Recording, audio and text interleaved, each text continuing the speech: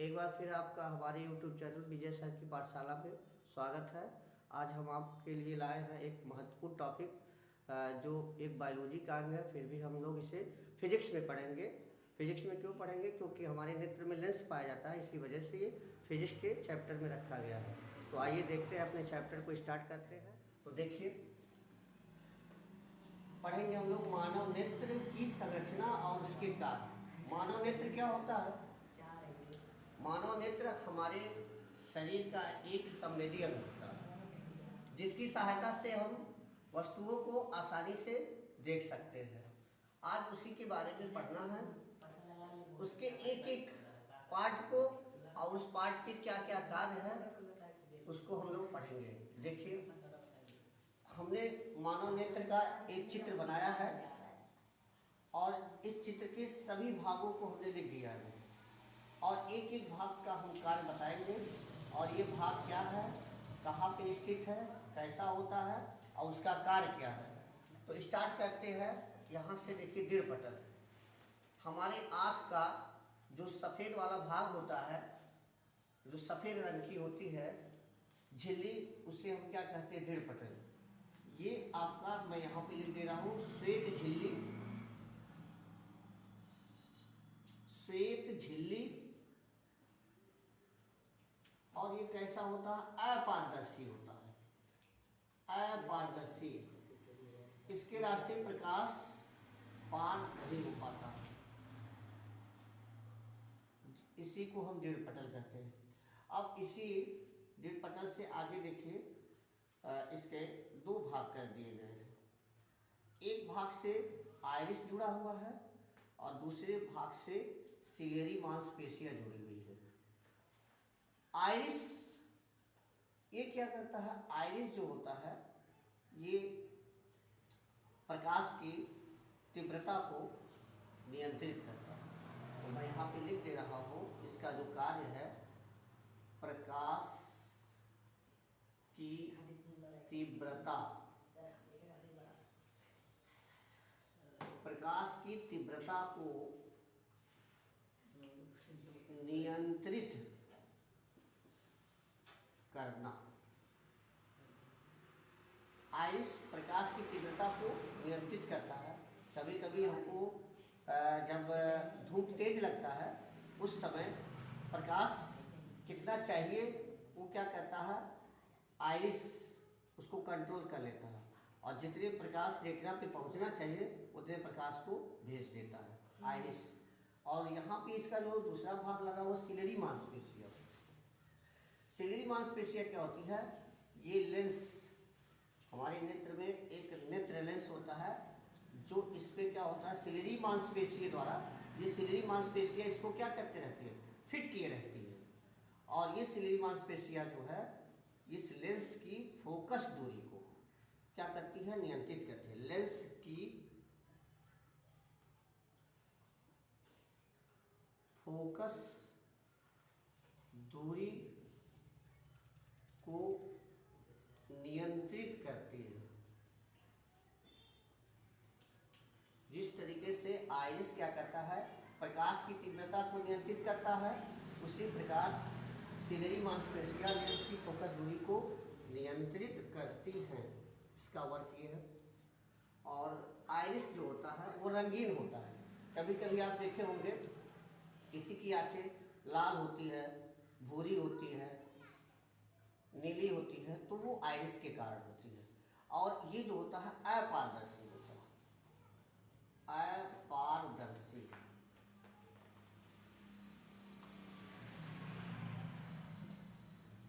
अब दृढ़ पटल के आगे देखिए, ये सामने उभरा हुआ भाग है जिसे हम कार्निया कहते हैं। कार्निया का काम क्या है? कार्निया इसी के रास्ते प्रकाश का प्रवेश होता है। प्रकाश का प्रवेश।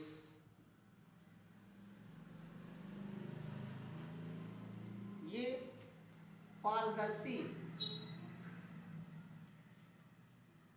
प्रकाश का प्रवेश होता है, पारदर्शी होता है।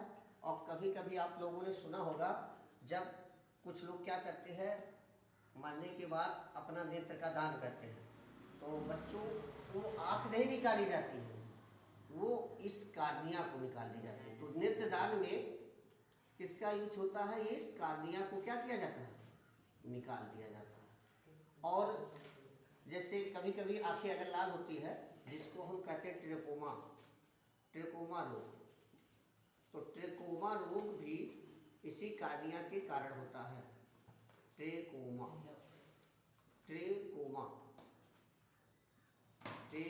रोग, जिसको हिंदी में रोहा भी कहा जाता है। आंखें लाल होने के कारण वो कार्निया पे ही इफेक्ट होता है। अब आगे पढ़ते हैं। कार्निया के ठीक आगे एक द्रव होता है जिसे हम नेत्रोद द्रव या जली द्रव के नाम से जानते हैं। नेत्रोद द्रव या जली द्रव। और ये कैसा होता है? ये बच्चों पारदर्शी और ये इसका जो टेस्ट होता है वो नमकीन जैसा होता है, नमकीन जैसा। ठीक, इसका जो टेस्ट होता है वो कैसा होता है? पारदर्शी होता है और नमकीन जैसा होता है। रेटिना, कार्निया और इस लेंस के बीचों बीच में एक छोटा सा भाग होता है जो आइरिस द्वारा फिट होता है, जिसे हम क्या कहते हैं? नेत्र तारा या पीपल कहते हैं। ये प्रकाश की तीव्रता कम या अधिक होने पर फैलता या सिकुड़ता है, जिसे हम नेत्र तारा के नाम से जानते हैं। फैलता या सिकुड़ता। कम प्रकाश होने पे फैल जाएगा, अधिक प्रकाश होने पे क्या हो जाएगा? सिकुड़ जाएगा। इसे हम क्या कहते हैं? प्यूपल या कह सकते हैं नेत्र तारा। ये हमारा मांसपेशियों से बना उत्तल लेंस होता है, जिसे हम नेत्र लेंस के नाम से जानते हैं। उसके बाद लेंस के आगे देखिए, ये काचाभ द्रव होता है जो क्या होता है? पारदर्शी होता है। प्रकाश इसी के रास्ते इंटर करते हुए रेटिना पे पहुंचता है, और रेटिना पे पहुंचते ही ये क्या करता है? रेटिना पे वस्तु का प्रतिबिंब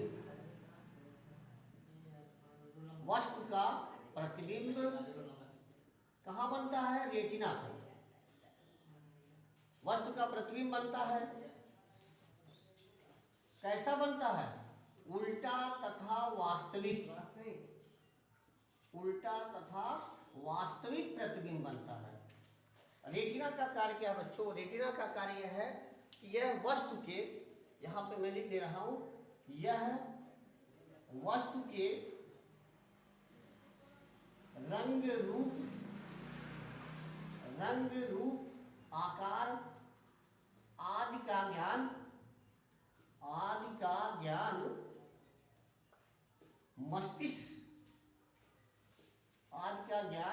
मस्तिष्क तक पहुंचाता है।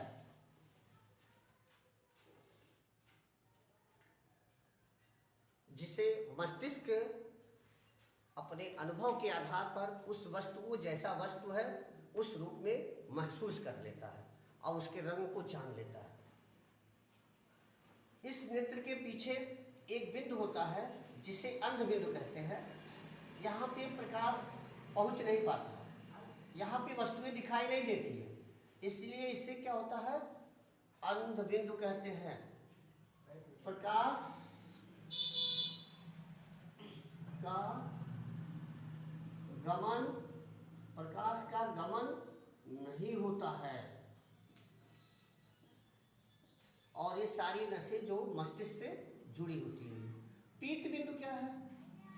रेटिना के पीछे एक पीत बिंदु होता है, और इस बिंदु पर वस्तु का स्पष्ट एवं साफ प्रतिबिंब दिखाई देता है। पीत बिंदु मतलब स्पष्ट एवं साफ प्रतिबिंब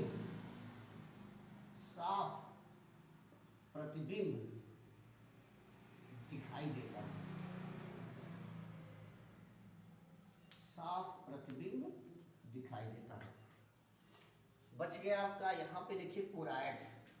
ये बच्चों काले रंग का होता है, काले रंग, वैसे भी आपको पता है कि काले रंग प्रकाश का अवशोषक होता है। जब प्रकाश कार्निया से होते हुए लेंस को पार करके काचाप द्रव में पहुंचता है तो प्रकाश इधर उधर फैल जाता है और ये कोराइड क्या करता है, उन प्रकाश को अवशोषित कर लेता है, ताकि अवशोषित करके आंतरिक परावर्तन की घटना को क्या कर देता है, बंद कर देता है। अगर बच्चों आंतरिक परावर्तन की घटना घटेगी तो यहाँ जो कि रेटिना पे हम लोग प्रतिबिंब देखते हैं वो प्रतिबिंब हमको स्पष्ट रूप से दिखाई नहीं देगी। ये कोराइड का काम है। कोराइड काले रंग की एक झिल्ली होती है जो क्या करता है, प्रकाश को अवशोषित कर लेता है, प्रकाश को अवशोषित, प्रकाश को अवशोषित करता है ताकि आंतरिक परावर्तन की घटना, आंतरिक परावर्तन की घटना न घटित हो, न घटित हो। बच्चों हमने इस मानव नेत्र की सभी अंगों के बारे में बताया और उसके अंग में जितने भी पार्ट है उसके कार्य को बताया। एक बार फिर से देख लेते हैं। हमारे नेत्र का जो भरा हुआ भाग होता है, जो सफ़ेद रंग का होता है, जिसे हम संयुक्त झिल्ली कहते हैं, ये अपारदर्शी होता है, उसको हम दृढ़ पटल कहते हैं। और दृढ़ पटल के आगे आइए तो इसमें दो भागों में बट गई है। एक जो सीधा है उसे हम आइरिस कहते हैं और दूसरा जो है जिसे हम सिलियरी मांसपेशियां कहते हैं। आइरिस का काम क्या है, ये अपारदर्शी होता है, प्रकाश की तीव्रता को नियंत्रित करता है और इसी के कारण किसी व्यक्ति की आंखें लाल होती है, लाल भूरी होती है, नीली होती है, काली होती है, वो आइरिस के कारण होती है। और सिलियरी मांसपेशियां क्या करता है, ये लेंस को अपने अंदर दबाए रखता है और ये लेंस की फोकस दूरी को नियंत्रित करता है। दृढ़ पटल के आगे जो उसका उभरा हुआ भाग होता है, एक जिसे हम कार्निया कहते हैं, कार्निया के रास्ते प्रकाश का प्रवेश होता है, पारदर्शी ये होती है और नेत्रदान में इसी कार्निया को निकाल लिया जाता है। और जो आंखें लाल हो जाती है वो रोग होता है, वो ट्रेकोमा रोग होता है, हिंदी में उसे रोहा कहते हैं। इसी के कारण हमारी आंखें लाल हो जाती है। कार्निया का आगे आपका जो है एक द्रव है, उस द्रव को हम नेत्रोद द्रव या जली द्रव कहते हैं। ये पारदर्शी होता है और इसका जो स्वाद होता है वो नमकीन जैसा होता है। अब इसके आगे बढ़ेंगे, एक छोटा सा छिद्र होता है जो आइरिस के बीचों बीच में होता है, जिसे हम नेत्र तारा या पिपुल कहते हैं।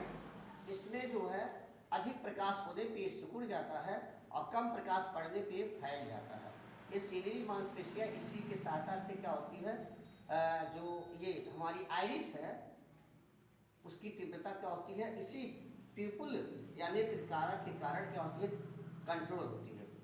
इसके आगे हमारा एक नेत्र लेंस है जो उत्तल लेंस है, उत्तल लेंस। और उत्तल लेंस भी एक ऐसा है उभय उत्तल लेंस है जिसके दोनों सिरे उभयोत्तल लेंस है। इसी के रास्ते प्रकाश प्रवेश करता है और जाके रेटिना पे प्रतिबिंब बनाता है। यहाँ पे सारे नसें हैं, नेत्र के पीछे एक बिंदु होता है जहाँ पे प्रकाश नहीं पहुँच पाता, इसे अंध बिंदु कहते हैं।